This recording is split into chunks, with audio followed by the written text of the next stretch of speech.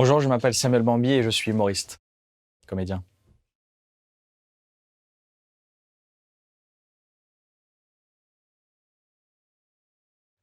J'ai commencé, la première fois que je suis monté sur scène, j'avais 17 ans. Et après, et je faisais des sketchs, j'étais tout seul. Et j'étais vraiment nul. Mais nul, nul, nul. Ça a duré un an, mais je savais qu'il fallait que je continue. Je sentais qu'il fallait que je continue. Et un an après être monté sur scène pour la première fois, j'ai rencontré Younes Depardieu, ou Younes Arbouja. Depardieu, c'est son nom de scène. Et lui, il était en duo et on a commencé à se côtoyer. Son duo, il s'appelait Younes et Nico. C'était un mec qui s'appelait Nico. Et moi, je m'appelais juste Samuel ou juste Bambi, je crois, je me rappelle pas. Et on traînait les trois. Et à un moment, le duo de Younes n'était pas hyper motivé parce que quand tu commences, il faut vraiment jouer tout le temps. À notre grande fréquence avec Younes, on jouait des 3-4 fois par jour. Même toujours, moi aussi, je joue quand les comédie clubs sont ouverts. Donc il faut vraiment une cadence. Et lui, il était pas hyper motivé. Il jouait une fois par semaine et tout. Donc Younes, il m'a proposé un jour, parce qu'il avait ramené des potes, un soir dans un comédie club, c'était le Pranzo, au théâtre du Gymnase. Et il me dit, vas-y, viens, on se voit, parce que l'autre, il est pas trop chaud, mais j'ai des potes qui viennent. Donc c'est la première fois qu'on monte sur scène. Et direct, on a mis ça à la sauce Rebeufeuge, quoi. Et là, donc ça faisait 1 an et demi que je commençais. On monte sur scène, ça cartonne. Et c'est la première fois qu'après un sketch, on me dit mais où est-ce qu'on peut vous voir en spectacle? Vous avez un spectacle et tout. On a créé Joe, Younes et Bambi. Et là, comme je te dis, on a joué partout, des 5-6 fois par jour. Le meilleur conseil que je peux donner à un humoriste, c'est même pas d'avoir du piston ou truc, c'est juste d'écrire un premier sketch de 5 minutes et après de jouer le maximum de fois possible. Parce qu'après, tu vas te trouver naturellement, tu vas trouver... Moi, on me disait souvent au début, il faut que tu trouves ton clown, et je comprenais pas, et c'est le truc le plus important, c'est de trouver son clown, et tu l'as que en pratiquant. Un jour, on a joué à la Def Jam du Comedy Club. C'est tous les mardis, et c'est une scène pour vraiment c'est pas les débutants, parce c'est une scène vraiment ouverte, qui est ouverte à tout le monde. Et on avait la chance que Jamel soit là. On devait jouer, normalement tu joues 5 minutes, sinon il te rappelle plus.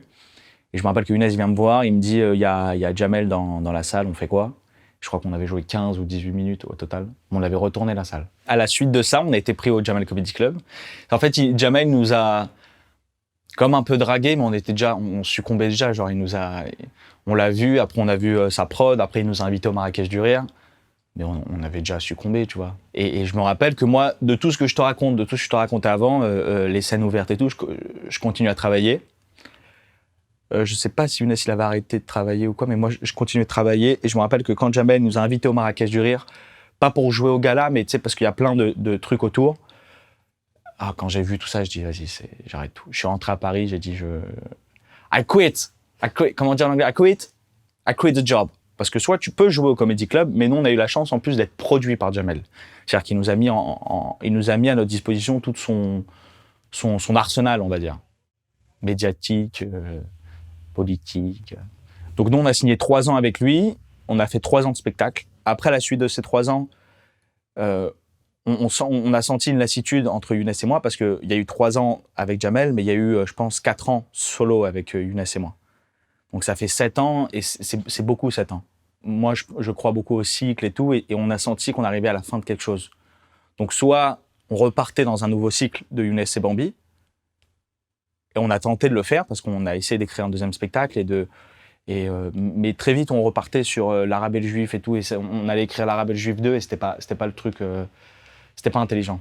Après on a décidé de chacun être solo. Moi j'ai pris direct, lui il a pris un peu la direction des vidéos, donc il a fait beaucoup de vidéos YouTube, ça lui a pris beaucoup de temps. Et moi, j'ai préféré directement revenir dans... J'ai refait le Paname, enfin, je faisais toujours le Paname, mais les vrais comédie clubs, les cafés-théâtres, à jouer, parce que de passer à duo, à solo, c'est quand même compliqué.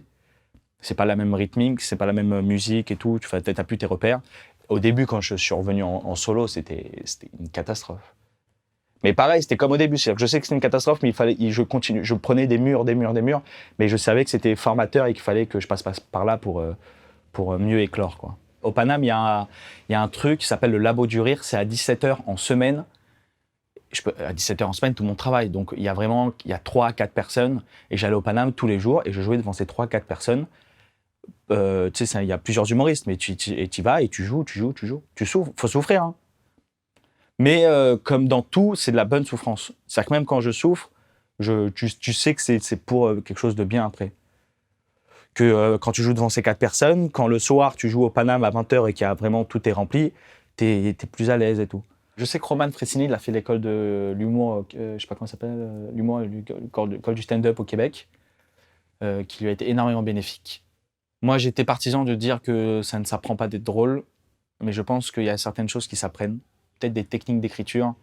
Et peut-être elles sont bien, ces écoles, parce que pour des personnes qui ont vraiment la peur d'aller dans un comedy club où ils connaissent personne et de jouer un truc qu'ils n'ont jamais joué et tout, je peux comprendre que ça soit terrifiant. Du coup, de jouer dans une école et au début, tu joues devant tes camarades de classe, c'est peut-être bien, ouais.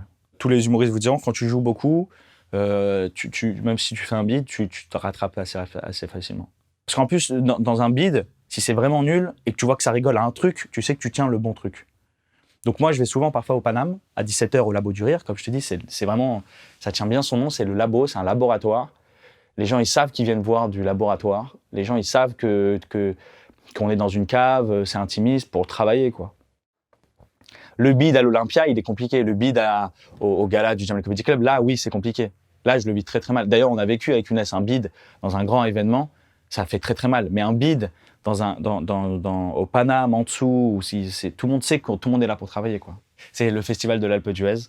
Et ils ont la bonne idée. Je trouve que c'est toujours une très bonne idée d'inviter donc le Jamel Comedy Club avec Jamel. On va tous là-bas pour ouvrir je crois que c'est la première soirée pour ouvrir le festival. Il y avait Omar Sy, Danny Boone, Tim Sy, Gaston Bide. Enfin, je peux te citer encore. Je sais pas, il y avait tout le monde, plus tous les attachés de presse, tous les producteurs, tous les agents de Paris, enfin tout. Ça, c'est le parterre. Et au fond, t'as du public. Et on arrive, mais un bide monumental. Ça dure 8 minutes. Déjà, le sketch, je me rappelle, il devait durer 12, on l'a fait en 8.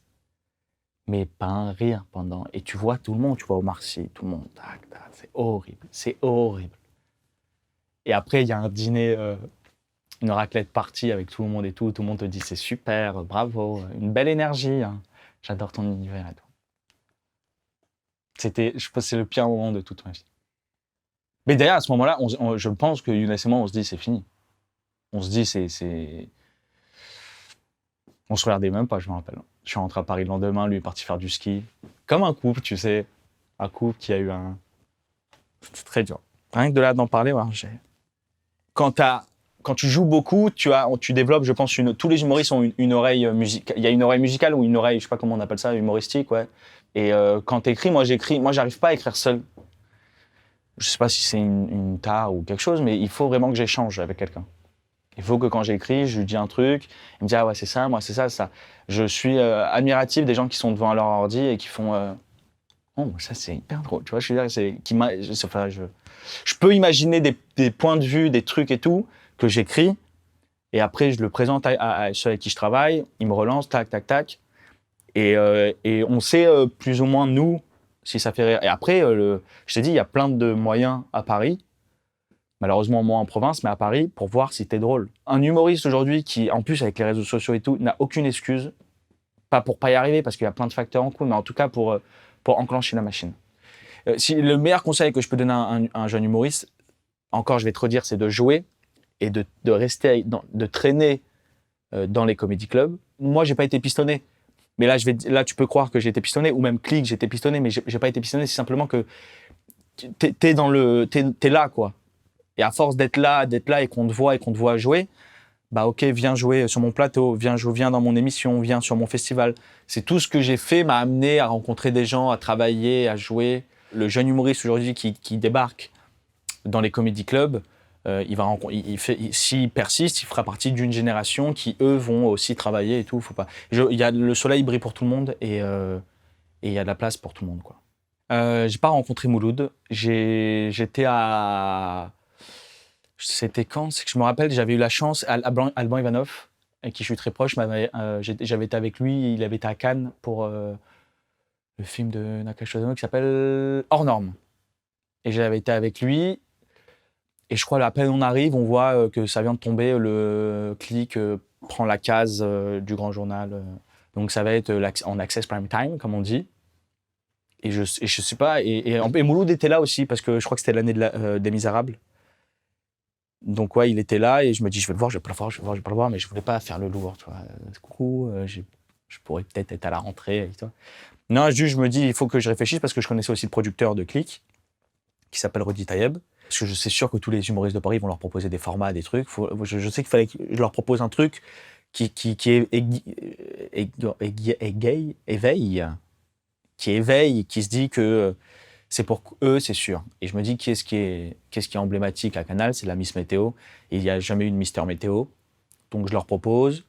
Ils me disent, très bonne idée, vas-y, envoie-nous par exemple 3 météos types, quoi. Je leur écris une, comme ça. Je me rappelle, c'était une, ma présentation, une avec un invité et une en intégrant Mouloud. Je leur envoie. J'ai pas trop de réponses, je leur envoie en juin, j'ai pas trop de réponses pendant juillet. Après Mouloud, il a tourné un film qui va sortir là d'ailleurs.